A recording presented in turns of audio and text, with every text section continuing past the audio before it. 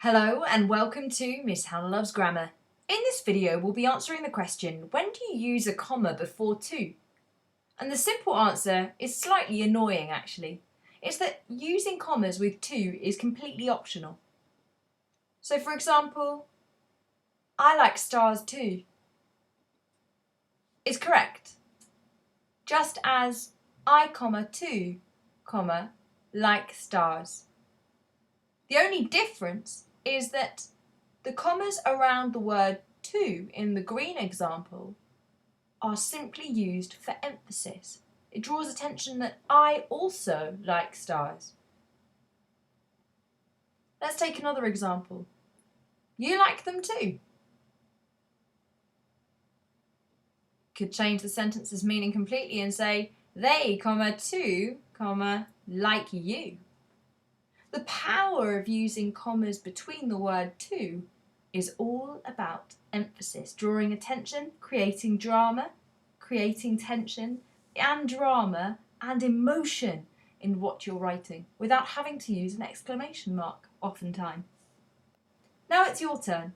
For each of these 5 simple sentences, I'd like you to consider if the emphasis is correct with the way that the word to has been crafted into the sentence.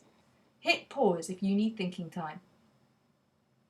Do you like ketchup too? This is correct. I don't need a comma for emphasis. I'm just asking the question. There's nothing to emphasise. If anything, the only thing I'd emphasise is ketchup, and I wouldn't put commas around that because it's a simple question. We, too, are disgusted at this behaviour. This is definitely correct with to between commas because it draws attention to how disgusted we, that means myself and one another or more, are by what's happening here. It's adding emphasis and drama and tension. They are annoying me too. This is correct, though I could have added a comma before the start of to. It's suggesting there is emotion because I've also added an exclamation mark after it. But it's drawing reference to the sense that you're not the only one who's annoyed. No, okay, this is something much more conversational you might hear. Too much noise, children.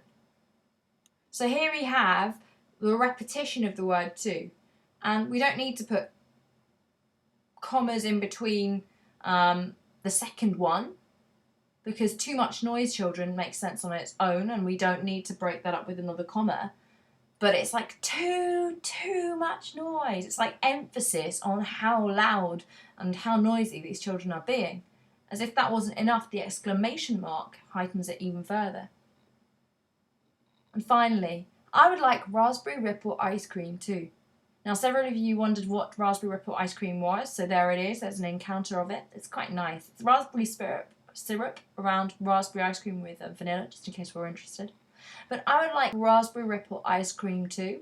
I don't need to put a comma anywhere because I'm simply saying what I'd like. So it's correct as it is. So the only thing we need to remember is that to is optional. We can add commas around it for emphasis, but we don't have to. It's just a great way of proving where our intentions and passions lie within the sentence. Why not subscribe to Miss Hannah Loves Grammar for all things English, literary and grammatical?